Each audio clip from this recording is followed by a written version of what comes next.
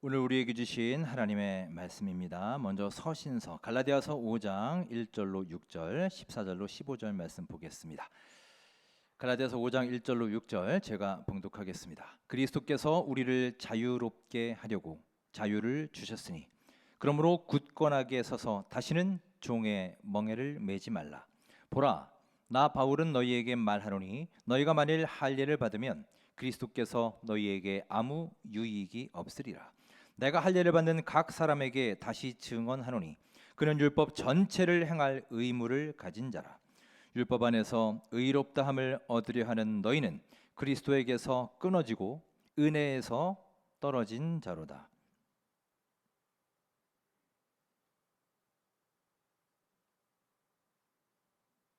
죄송합니다. 잠시만요.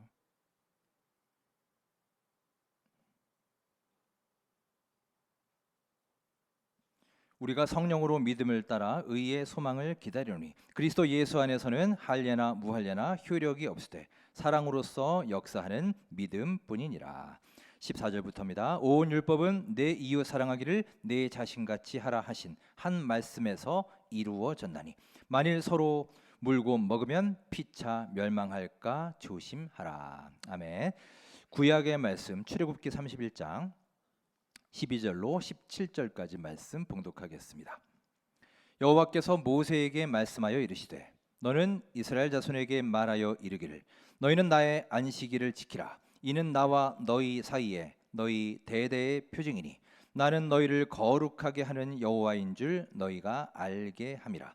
너희는 안식일을 지킬지니 이는 너희에게 거룩한 날이 됨이니라. 그 날을 더럽히는 자는 모두 죽일지며 그 날에 일하는 자는 모두 그 백성 중에서 그 생명이 끊어지리라. 여섯 동안은 일할 것이나 일곱째 날은 큰 안식일이니 여호와께 거룩한 것이라. 안식일에 일하는 자는 누구든지 반드시 죽일지니라. 이같이 이스라엘 자손이 안식일을 지켜서 그것으로 대대로 영원한 언약을 삼을 것이니 이는 나와 이스라엘 자손 사이에 영원한 표징이며 나 여호와가 엿새 동안에 천지를 창조하고 일곱째 날에 일을 마치고 쉬었음이니라 하라. 아멘. 복음서의 말씀 봉독합니다. 마태복음 12장 9절로 13절까지 말씀입니다. 우리 복음서 말씀은 여러분과 저 한 목소리로 합독하시겠습니다. 12장 9절로 13절입니다. 거기에서 떠나 그들의 회당에 들어가시니 한쪽 손 마른 사람이 있는지라. 사람들이 예수를 고발하려 하여 물어 이르되 안식일에 병 고치는 것이 옳으니까? 예수께서 이르시되 너희 중에 어떤 사람이 양 한 마리가 있어 안식일에 구덩이에 빠졌으면 끌어내지 않겠느냐? 사람이 양보다 얼마나 더 귀하냐? 그러므로 안식일에 선을 행하는 것이 옳으니라 하시고 이에 그 사람에게 이르시되 손을 내밀라 하시니 그가 내밀매 다른 손과 같이 회복되어 성하더라. 아멘. 오늘 우리에게 주신 하나님의 말씀입니다. 지난 한 주간 여러분의 기도 덕에 저는 휴가를 잘 다녀왔습니다. 내 식구 다 얼굴이 좀 많이 탔습니다. 기도해 주신 여러분들 진심으로 감사를 드리고요.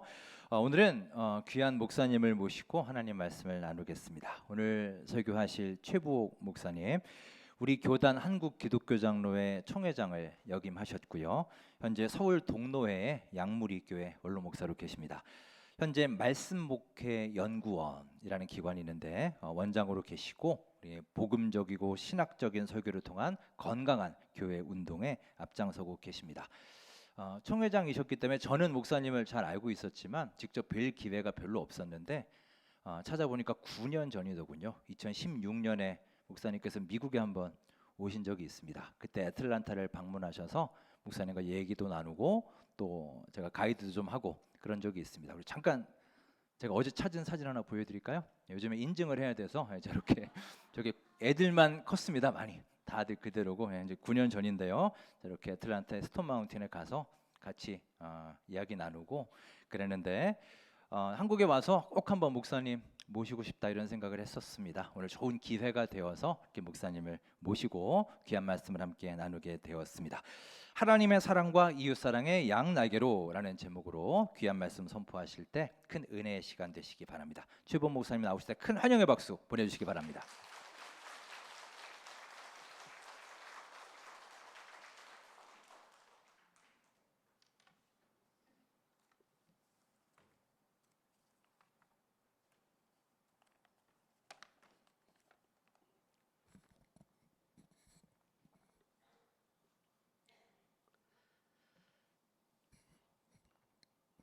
우리 박수현 목사님이 얼마나 치밀하고 섬세하고 그 자상하신지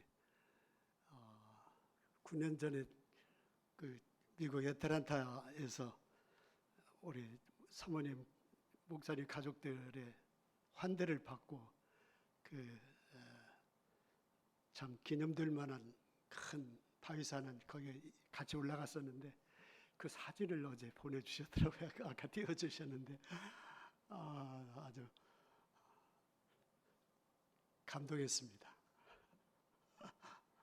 아주 훌륭한 목사님 모시고 있는 거 여러분 축복받았다 생각하시고 감사하시기 바랍니다.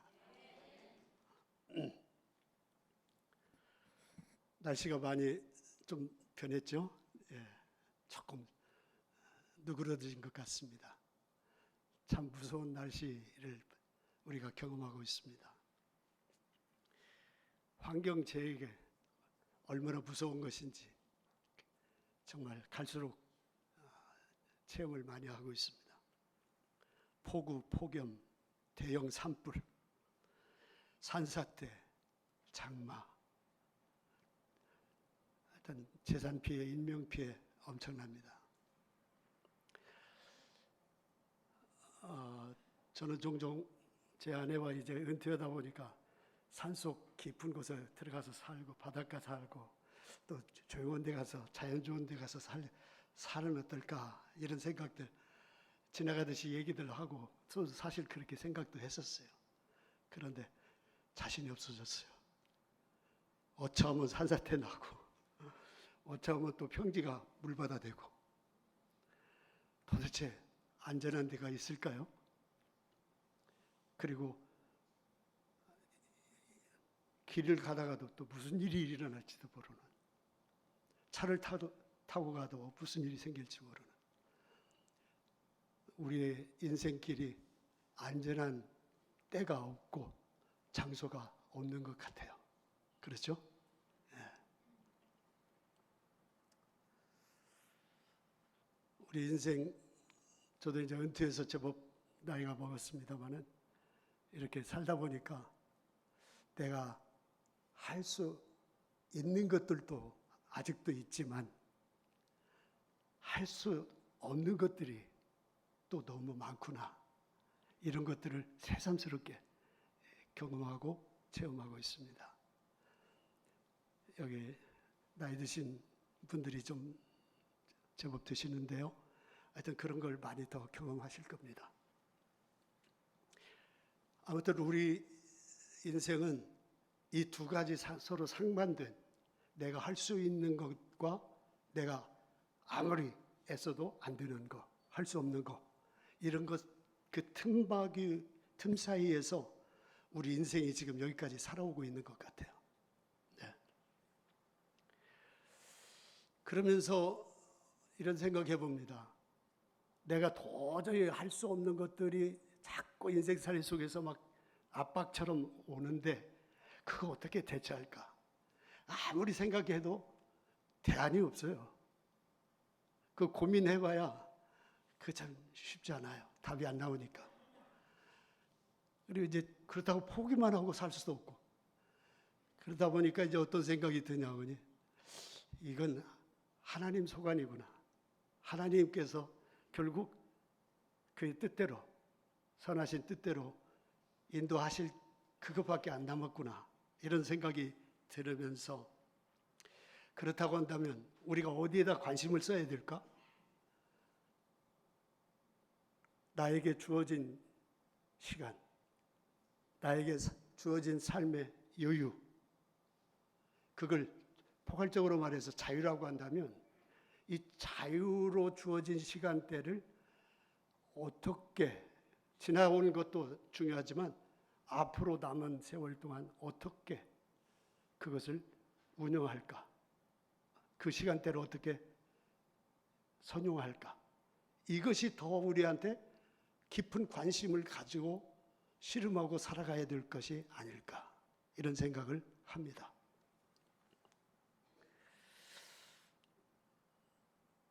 다행히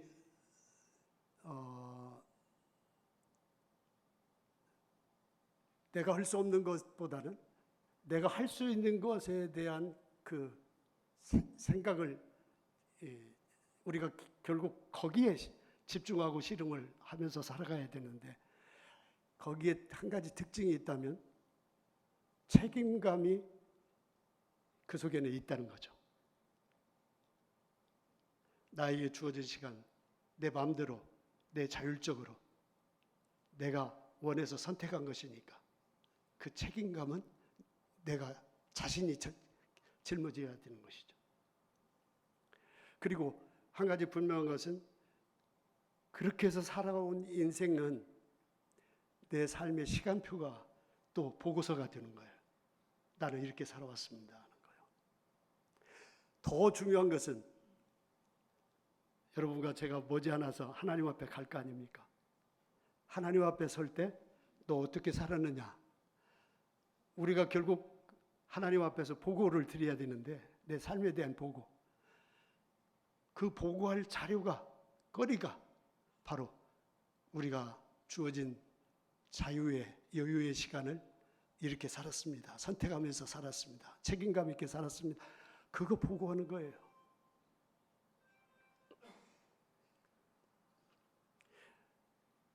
오늘 우리가 세 본문 같이 말씀으로 받았죠? 이것은 우리가 지금까지 살아온 인생살이에 대한 점검을 한번 총체적으로 좀 해보게 하는, 마치 병원 가면 청지기, 의사가 청진기를 대잖아요, 우리 몸에. 그거와 똑같다고 생각해요. 그래서 내 현재 몸이 어떤지, 건강한지, 아니면 병들었는지, 병들었으면 어디가 안 좋은지. 그럼 안 좋다고 하는 것만 그냥 드러나면 안 됐잖아요. 어떻게 살아야 되는지, 고쳐야 되는지, 이것을 종합적으로 말씀해 주신 것이 오늘 세 본문 설교, 세 본문 내용입니다. 여생을 어떻게, 남은 여생을 어떻게 살아야 될 건지, 이것에 대한 방향 제시도 아울러서 이 본문 말씀이 해주시고 있습니다. 이를 위해서 우리가 맨 먼저 생각할 말씀은 갈라디아서 본문입니다. 갈라디아서 본문. 이 내용은 피차 교인들 가운데 이 갈등이 있었어요.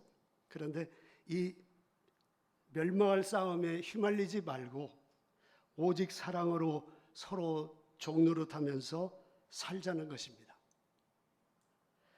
그리고 이웃을 사랑하되, 여기서 이웃은 우리 믿음의 같은 식구들이기도 해요. 여러분 옆에서 같이 앉아서 예배드리는 평생이죠. 평생 같이 하나님 나라 가기까지 같이 예배드리면서 살고 있는 우리 이웃들, 이 이웃들을 내 몸처럼 사랑하고 살자 하는 말씀입니다.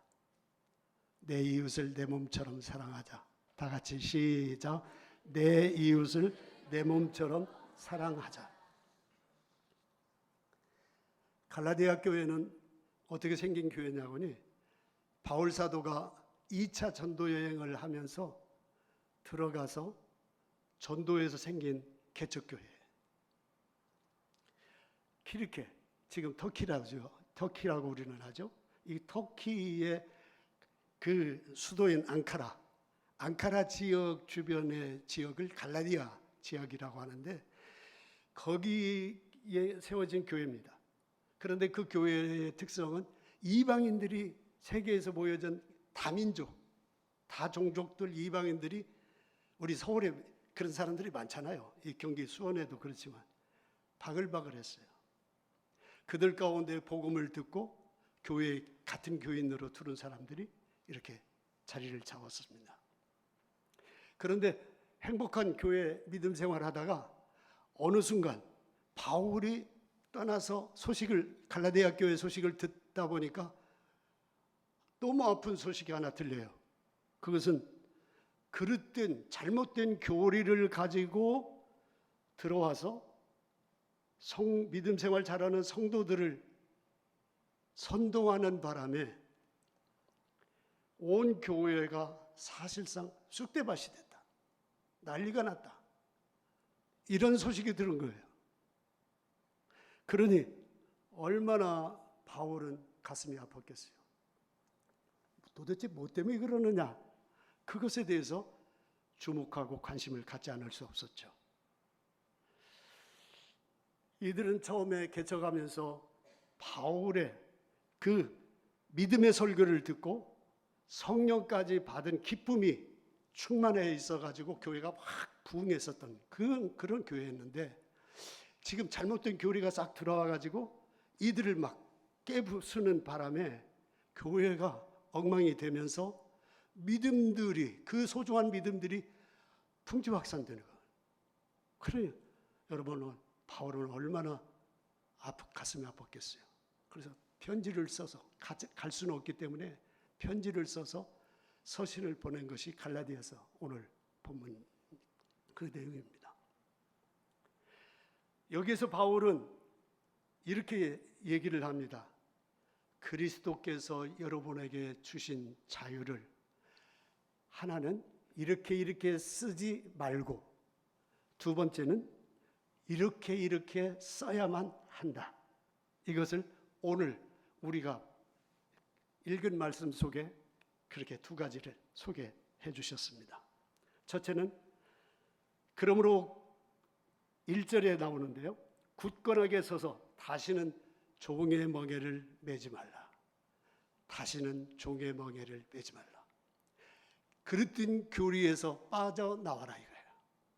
이것이 첫 번째고, 두 번째는 13절에 나오는 말씀인데요.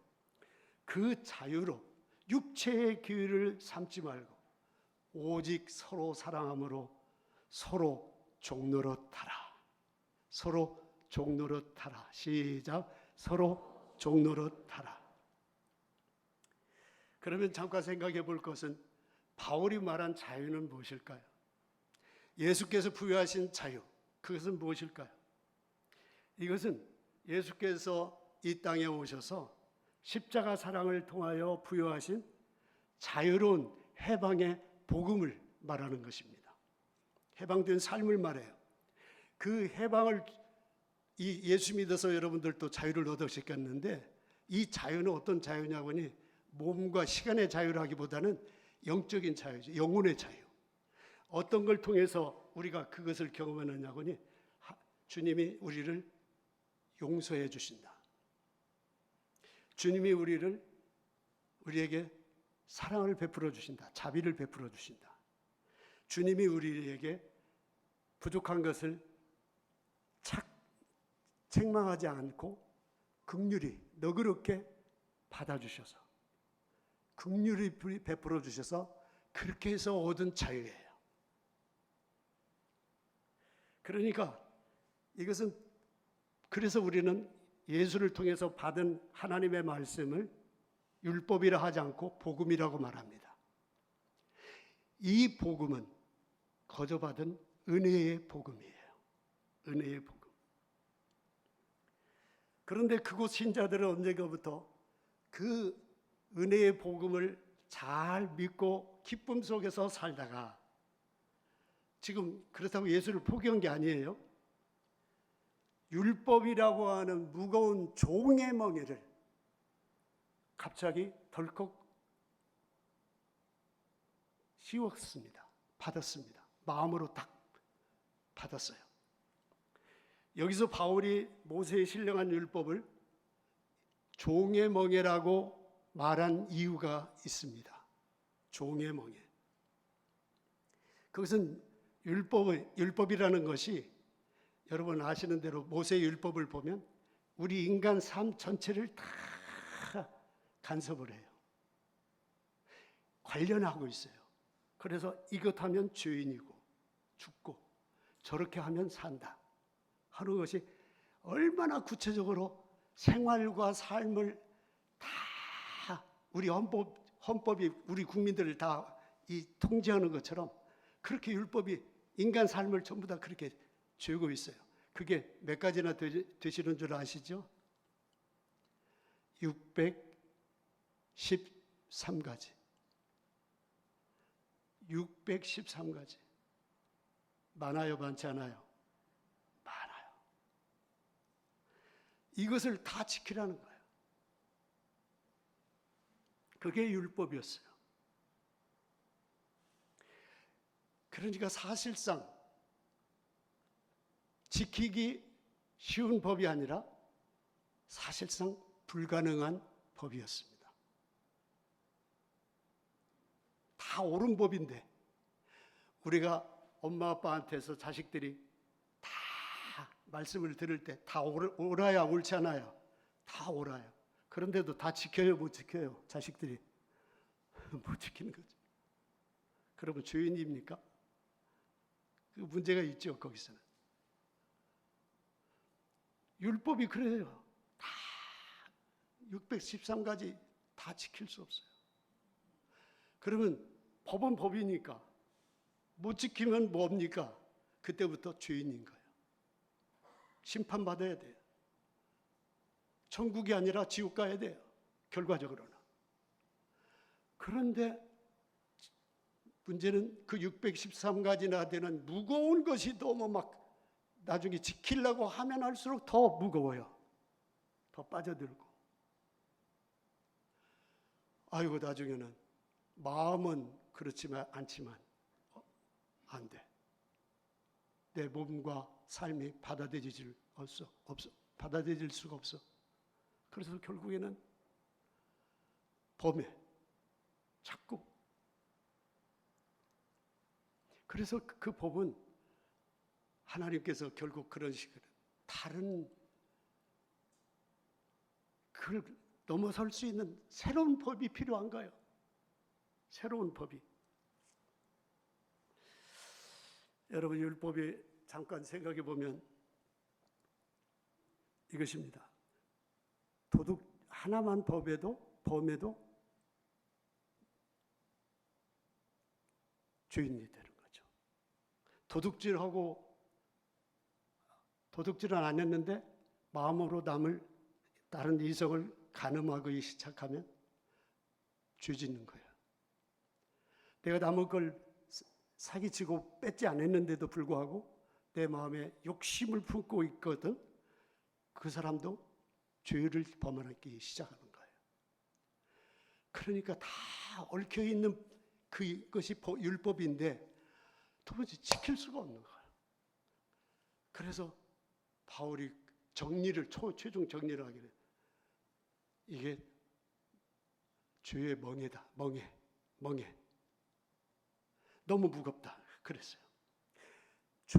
그걸 초연해서 다 지킬 의인이 하나도 나올 수가 없는 거예요. 그래서 성경은 그렇게 고백하잖아요. 의인은 없대? 하나도 없다. 그래서 이 율법주의자인 이 바리새인들은 예수님하고 막 계속 충돌이 있었던 사람들이잖아요. 그들은 오직 율법이 구원을 한다. 그렇게 해가지고 계속 거기에다 집중을 하는데 예수님이 딱 보실 때는 너희들이 지키고 있느냐? 너희들은 의인이냐? 어떻게 죄인이 죄인을 정죄하려고 해? 그렇게 해서 맞선 거예요, 결국에는. 율법 자체는 어렵지만 죄인들만 양산하는 법이기 때문에 그렇게 해서는 안 되겠다. 그래서 정죄의 목적이 아니라 용서와 화해가 목적인 사랑의 법이 나와야 된다. 이렇게 생각해서 그것을 이루시기 위해서 오신 분이 예수님이십니다. 할렐루야. 예수님은 오로지 이 법으로 모든 죄인들이 벗어날 수 있는 출구를 마련하시기 위해서 오셨어요. 하나를 범해서 완전한 죄인이 되게 하는 법이 아니라 하나만 제대로 지켜내면 모든 죄가 있음에도 불구하고 다 살아날 수 있는 해방의 법을 안겨주시기 위해서 예수께서 오셨어요. 그 자리가 십자가의 자리죠. 생명의 법입니다. 그 법인 예수님만 의지하고 믿으면 누구나가 하나님의 자녀가 되는 그런 은혜를 받습니다. 바로 예수가 십자가에서 보여주신 사랑과 용서의 법, 그 법이었습니다. 그 예수를 하나님이 보내신 선물로 알고 생명으로 알고 믿으면 누구나 죄인임에도 불구하고 살아날 수 있는 은혜를 받게 됐습니다. 예수님이 이 땅에 오셔서 제일로 제자들 훈련 많이 말씀으로 훈련을 잘 시키셨는데 제일 대표적으로 훈련하신 그것이 있었죠. 너희는 하나님께 기도할 때 이렇게 기도해라. 하늘에 계신 우리 아버지요. 뭐라고 불렀어요? 아버지요. 아버지라고 불러라. 관계를 세 관계로, 아버지와 부모 관계로, 자식 관계로 엮어주신 거예요. 그때부터.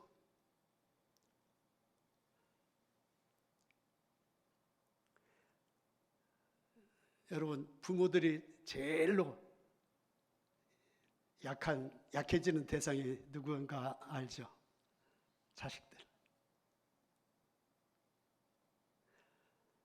자식들이 뭐라고 말하면 이거 들어주면 안 되는데도 불구하고, 그리고 이게 잘못된 것인데도 불구하고, 아직 빠른데도 불구하고 자식들이 떼쓰고 자꾸 요구하고 그러면 알고도 짓는. 하나님께서 응답하실 때 보면요, 이거 주어서는 안 되는데도 불구하고 아버지 이거 주셔야 됩니다 하고 막 매달리는, 아버지 이름 부르면서 막 뒤미르니까 하나님께서 거기에 자꾸 응답해 주시는 거예요. 여러분, 기도해도 응답이 잘 안 된다고 하면 하나님을 어떻게 부르라고요? 아버지, 내 아버지, 저희 이런 숙제가 있습니다. 이 아픔이 있습니다. 이거 풀어져 주셔야 됩니다 하고 아버지를 자꾸 찾으시기를 부탁드립니다. 부르면 부를수록, 진실하게 부르면 부를수록 확실한 응답이 여러분에게 주어질 것입니다. 그 길을 예수께서 오셔서 트신 거예요. 죄를 따지고 법을 따지고 그거래 아니라 관계만 제대로 확실하게 부모 자식 관계만 맺어놔 놓으면 너는 그때부터 내 자식이야. 나는 너의 아빠야. 너의 엄마야. 그래서 얻은 자유예요. 그래서 얻은 해방이에요. 이것을 요즘에 우리 8.15 대사면, 사면 복권한다고 그러잖아요. 대사면 복권을 그렇게 해서 우리 여러분과 저도 받은 것입니다. 나도 사면 복권을 하나님 아버지로부터 받았다. 믿으시기 바랍니다. 누구 때문에요? 예수님 때문에 받았어요. 그거 생각하면 기쁜 거죠. 감동이 있잖아요. 갈라디아 교인들이 처음에 기쁨으로 교회 생활하고 기쁨으로 믿음 생활하고 그리고 신이 나가지고 막 열심을 했었던 것이 바로 그것에 붙잡혀서 그 맛을 보고 나서 그랬어요. 그런 성도들이 지금 어느 순간에 대위기와 혼란에 빠져드는 것이, 그것은 그들이 바울이 전한 사랑의 복음 외면하고 율법 가운데 하나뿐인 유일한 할례라고 하는 것을 받아야 구원받아라고 하는 이 거짓 교사들의 가르침이 구원받는 조건이라고 하는 말을 딱 걸고 들어오니까 거기서 흔들리기 시작한 거예요. 구원이면 여러분 목숨 걸고 받아야 돼요? 안 받아야 돼요? 받아야죠. 그런데 할례도 받아야 돼. 예수도 믿어야지만 할례도 받아야 돼. 할례는 율법의 일부분이거든요. 그것까지 받아야 네가 살아. 구원받아. 천국 가. 이러니까 막 흔들리기 시작.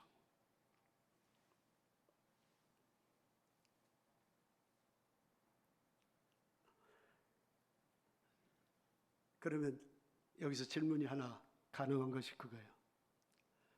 할례 받으면 그 순간부터 구원은 맡아놓은 것입니까? 나 지금 고민하다가 할례 받았어요. 그러면 그때부터 그 사람은 구원이 확보된 것입니까? 나머지 612가지는 어디로 가고? 어림도 없어요. 그거 다 지켜야 돼요. 오히려 더 지켜야 돼요, 이제부터. 왜? 이 사람은 할례 받는 순간 어떤 것을 고백하느냐고니 나는 예수로도 구원받는다고 했지만 사실상 율법으로 구원받는 것을 믿기 시작한 사람이야. 그러니까 예수보다 율법을 더 예수만 가지고 되는 법을 그걸 거부하고 할례도 받아야 된다 해서 할례를 받은 거예요. 그럼 할례의 종이 되는 거예요. 율법의 종이 되는 거예요. 예수가 구원하는 게 아니라 할례가 구원하고 율법이 구원한다고 하는 것에 의지하기 시작한 거예요. 이때부터 이 사람은 어떤 사람이 되느냐고니 죄에서 구원하고 율법의 무거운 이 짐에서 구원하라고 오신 예수님을 사실상 포기한 거예요. 예수하고 관계가 끊어지기 시작한 거예요. 하나님의 아들하고 관계가 끊어진 거예요. 그러니 구원받으려고 하다가 지옥 가기 시작한 거예요.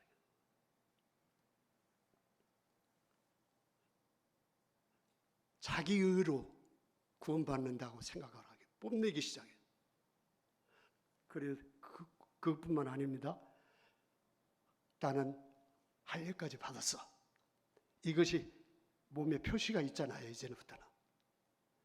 그러면서부터 그때 다른 받지 못한 사람들한테 뜻밖에도 우월감을 가져요. 그리고 되지도 못한 사람이 정죄를 하기 시작해요. 차별을 시작. 너하고 나하고는 같아 달라. 여러분, 웃기는 사람이 되기 시작한 거예요. 예수님하고 바리새인들이 싸운 이유는 바로 거기에 있어요. 알고 보면 너가 더 큰 죄가 되어 있고 더 엉뚱한 짓들 내 속으로는 다 하면서 할례 받았다고 또 율법 조금 지키고 있다고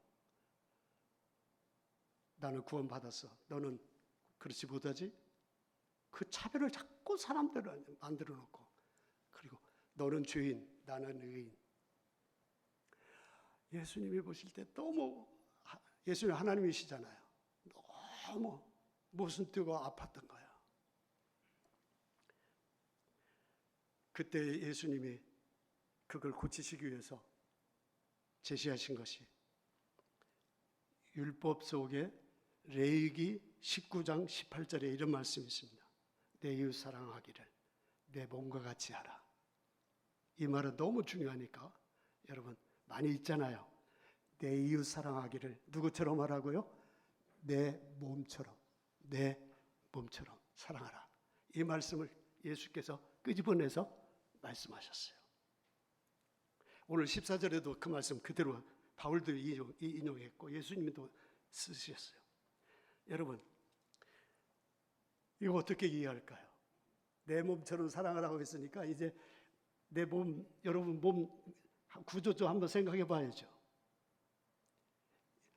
자, 우리 똑같이 구조는 똑같아요. 내 몸은 어떻게 이루어졌죠? 사지백체, 오장 육보. 그렇죠. 사지백체, 오장육부로 우리 몸의 구조가 다 됐어요. 그런데 여러분, 물어봅시다. 똑같은 거 하나라도 있나요? 똑같은 거 하나라도 있나요? 우리 몸 그렇게 다 다른데 전부 달라져요. 전부 달라요. 똑같은 거 하나도 없어요. 우리 손가락 10개 있지만 하나도 닮은 게 없었잖아요. 발가락도 그렇고 눈도 다 마찬가지예요. 귀도 마찬가지예요. 입도 다 이쪽 저쪽 다 달라요. 알고 보면 다 달라요. 그런데 말씀은 그렇게 하죠. 내 몸처럼 사랑하라. 이 서로 다른 내 몸의 구조, 이 기능들이 서로 다르다고 욕을 하고 싸워요? 비난해요? 비판해요? 한쪽 눈이 예를 들어서 고장이 났어요. 그러면 너 왜 어떻게 하다가 그렇게 잘못했어? 하고 다른 지체들이 야단을 치거나 지적하고 싸우려고 그러던가요? 발가락이 하나 고장 났어요. 다쳤어요. 아파요. 그러면 온 몸이 막 너 왜 그렇게 살았어? 왜 다쳤어? 다치지 말라니까. 그리고 야단치고 혼내던가요? 한마디도 없어요. 있는 사람 손 들어보세요. 몸이 자기 몸이 이 지체가 저 지체를 향해서 너 왜 그렇게 했어? 하고 혼내거나 야단치는 그런 것들이 있었다고 생각되면 손 들어보세요. 하나도 없어요. 없습니다. 어떻게 해요? 다 받아줘요. 다 참아요. 다 용납해요. 그리고 감사해요. 그리고 자기 있는 모든 역량과 힘과 능력을 그 아픈 지체, 다친 지체, 사고난 지체 이것을 치유하고 고쳐주기 위해서 안 아프게 하기 위해서 감싸줘요. 이 사실을 믿습니까? 여러분 몸이 그렇습니다. 이 몸처럼 너희도 사랑하라. 그렇게 하셨어요.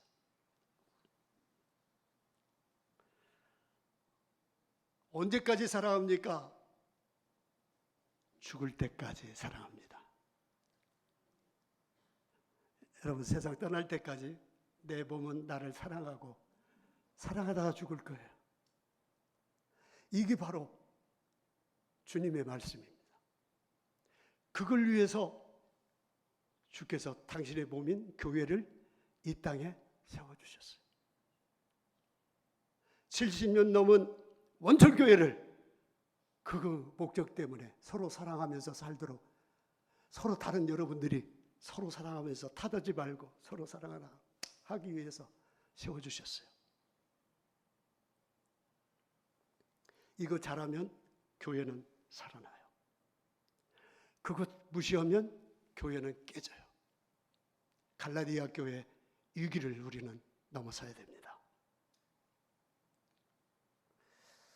두 번째 우리 복음서를 이 구약 성경 출애굽기를 읽었죠. 여기는 안식일 얘기예요. 여러분 안식일 얘기는 너무 잘 아시니까 긴 얘기하지 않겠습니다.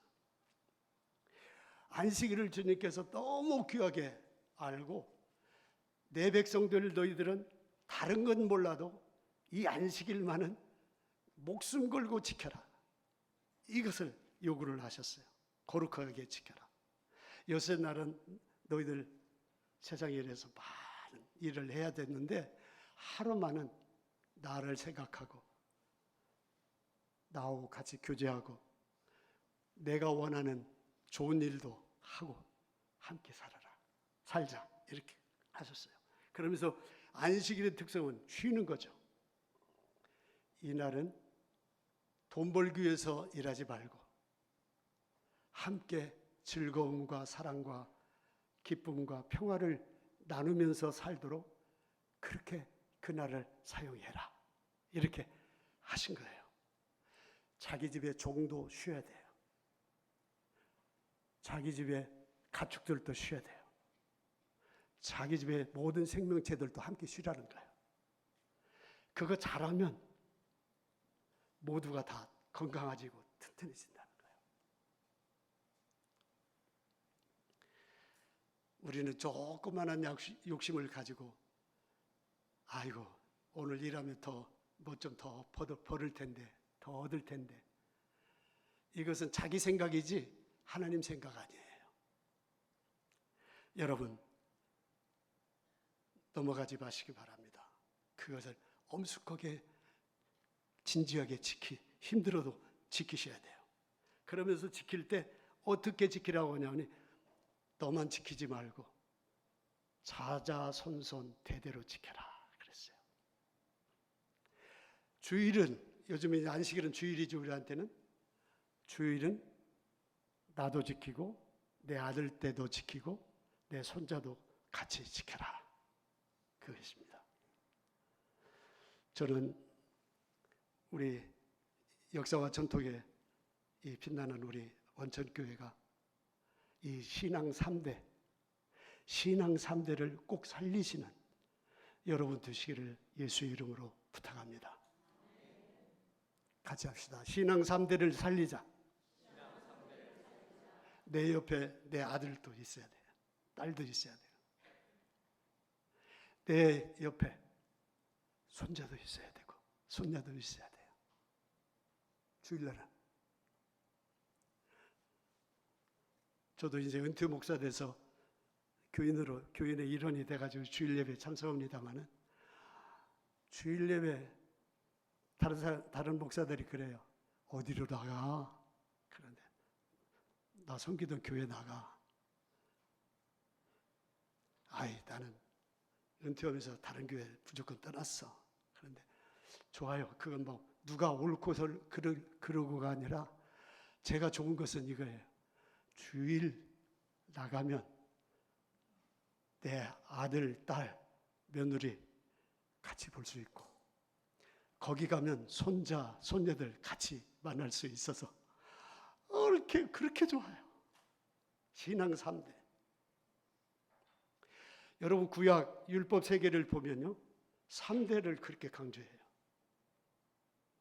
부디 여러분 저거 여러분 다시 언제 만날지 알 수 없지만 원천교회 신앙 3대가 강화되기 살아나기 시작해서 원천교회 막 부흥하기 시작했다. 이런 소식이 들려지기를 주의 이름으로 축원합니다. 이스라엘이 그것 잘해서 지금의 이스라엘이 된 거예요. 60년 전쟁이 일어나가지고 70년에 망했어요. 그래서 언제까지 나라 없는 백성이 됐어요? 2차 대전 끝날 때까지. 나라 없는 백성이 돼서 세계 방방곡곡에 흩어져서 살았어요.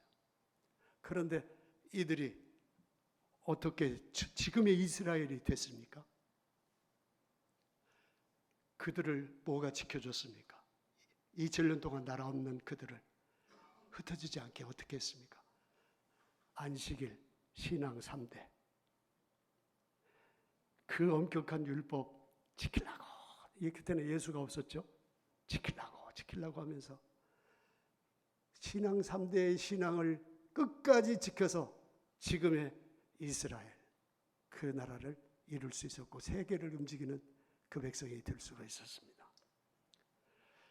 여러분들도 내 아들들 때와 함께 내 손자들과 함께 같이 예배드리면서 그 즐거움과 기쁨을 하나님께 돌리면 그때부터 하나님이 여러분 생애도 지켜주시고 여러분의 자손들도 지켜주시고 가업도 지켜주시고 대대도 후손들도 다 지켜주십니다. 잘 될 줄로 믿습니다. 마지막 복음서 이야기인데요. 예수님이 손 마른 사람을 안식일에 고쳐주신 거예요. 이것도 시비가 있었어요. 유대인들의, 특히 그 바리새인들이 안식일에 어떻게 병든 사람 고쳐? 그것도 일이야. 이러는 거야. 안 돼. 그랬어요. 그러니까 예수님이 딱 공격하신 것이 그거예요. 너희 집에 키우는 양 새끼가 어차해서 안식일에 우물에 빠졌어. 지금 죽어가. 어떻게 할 거야? 죽게 내버려둬? 안식일이니까 죽어? 네 책임이야? 그렇게 할까요? 이 사람들 누구도 없으면 당장에 건질 겁니다. 왜? 양 새끼 죽으면 어떻게 돼요? 큰 손해 보잖아요. 안식일이 뭐예요? 생명 살리는 날이에요. 그걸 무시한 거예요, 사람들은. 문자대로만 믿는, 문자대로. 여러분, 이러다 보니까 이 사람들은 무엇은 있고 무엇은 없느냐. 문자만 살았지 정신과 마음은 죽어 있어요. 영혼이 죽어 있었어요. 영혼이 죽어 있었어요. 그래서 내 옆에 사람들이 어려움 당하고 아프고 힘들고 병들고 고생할 때 모른 채 하고 있었어요. 인과응보라는 소식 여러분 알고 계시죠? 인과응보. 이 말은 죄 졌으니까 그 죄값을 받는다, 이 소리예요. 유대인들, 특히 바리새인들은 그 의식이 절대적으로 자리 잡고 있었어요. 그래서 병자를 만나고 중병에 걸리고 강도 만난 사람 있잖아요. 그 사람들도 딱 보면 이렇게 말을 했어요. 생각을 했어요.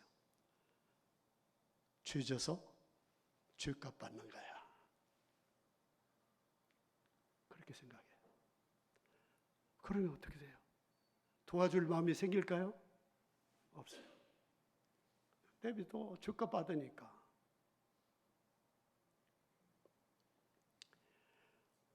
이러다 보니까 긍휼과 자비, 용서, 그 사람들의 마음속에는 없어졌습니다. 이웃사랑이라고 하는 것이 원천적으로 차단됐습니다. 하나님 구원의 대원리가 되는 하나님 사랑은 가능하지만 이웃사랑은 불가능하게 됐습니다.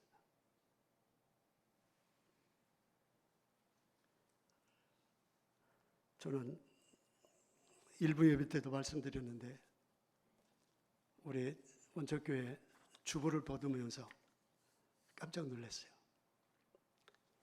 금년도 표가 함질, 함울. 참 발음 나기 참 쉽지 않아요. 함줄, 함울. 뭐죠? 여기서 거기 가운데 밑에다 썼네요. 함께 즐거워하고 함께 울라. 이게 이웃사랑의 본질이에요. 우리 여러분의 교회 잘 될 수밖에 없다. 이런 생각이 그렇게 들었습니다. 함줄, 함을 함께 그렇게 이 속에 이 공감대가 열려 있는 거예요.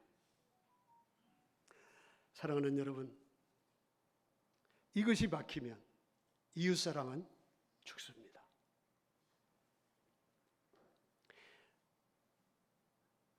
갈라디아 교회가 그게 막히고 있었던 것입니다. 한국 교회는 살아있을까요? 여러분 크게 생각은 안 해보셨겠지만 요즘에 극우 세력들이란 말 많이 듣죠. 극우, 극우, 극단적인 한쪽으로 치우쳐 있는 사람들 말하는 거예요. 이게 더 무서운 것은 기독교인들 가운데 극우 세력들이 그렇게 많이 나오고 있다는 거예요.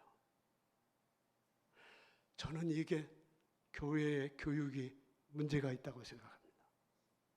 이웃사랑의 교육을 이 말씀에서 제대로 못했기 때문에 저 갈라디아 교회 식구들이 빠진 함정에 그들도 빠져 있기 때문에 하나님 사랑은 하니까 열심히 찬송하고 열심히 봉사하고 열심히 선교한다고 노력은 하는데 실제로는 내 이웃 고통당하고 힘들어하고 버림받고 병들고 돌봐야 될 사람들에 대해서는 감각이 죽어 있어요.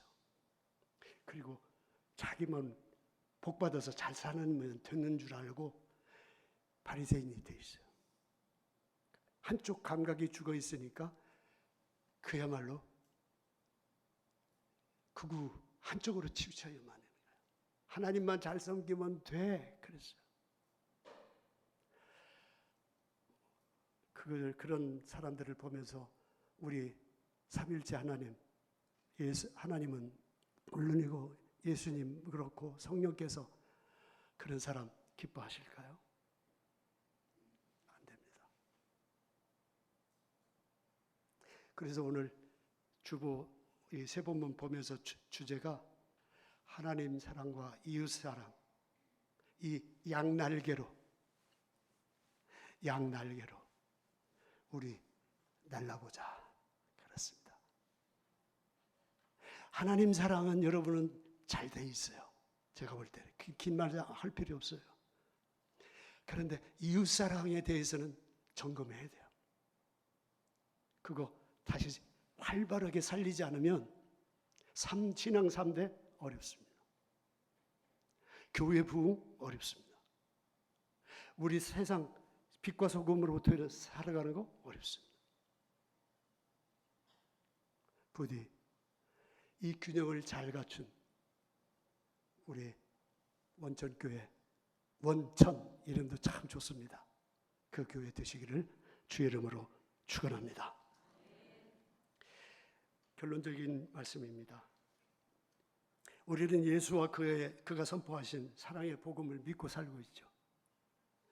그 믿음으로 우리는 지금 우리가 죄인임에도 불구하고 죄 속에서 살고 있음에도 불구하고 나가면 또 죄질 수 있음에도 불구하고 구원을 받고 살고 있습니다. 다만 이제 명심할 것은 이러한 말씀과 믿음의 도구는 절대적으로 무엇으로 돼야 되느냐? 어디서 나와야 되느냐? 하나님 사랑과 이웃 사랑에서 나와야 됩니다. 하나님은 한쪽만 사랑하고 있는 사람들, 그리고 그것만 가지면 구원받는 나는 사람들, 하나님 기뻐하시지 않아요. 함께 해야 돼요. 이 이중 사랑이 균형을 살려서 우리 자신도 나도 모르게 극우 신앙인이 되는 것을 막아야 됩니다. 갈라디아 교회 식구들의 함정에서 우리가 벗어나야 됩니다. 다시 출발합시다. 사랑 없는 신앙은 위험하고 독이 될 수 있습니다. 사랑으로 서로 종노릇하면 됩니다. 예수 복음으로 너와 나 모두를 살리는 우리 모두가 되기를 바랍니다. 기도합시다. 아버지 하나님, 오늘 부족한 종을 당신께서 지극히 사랑하시는 원천교회에 보내셔서 짧지만 귀한 구원 원리의 말씀, 하나님 사랑과 이웃 사랑을 함께해서 주님을 기쁘시게 세상을 풍요롭게 하라고 하는 이 분부의 말씀을 전하게 하시니 감사합니다. 이 말씀 잘 듣고 실천해서 놀랍고도 참 이웃사랑하기를 내 몸처럼 하는 우리 교회 성도들 되게 하여 주옵소서. 예수의 이름으로 기도합니다.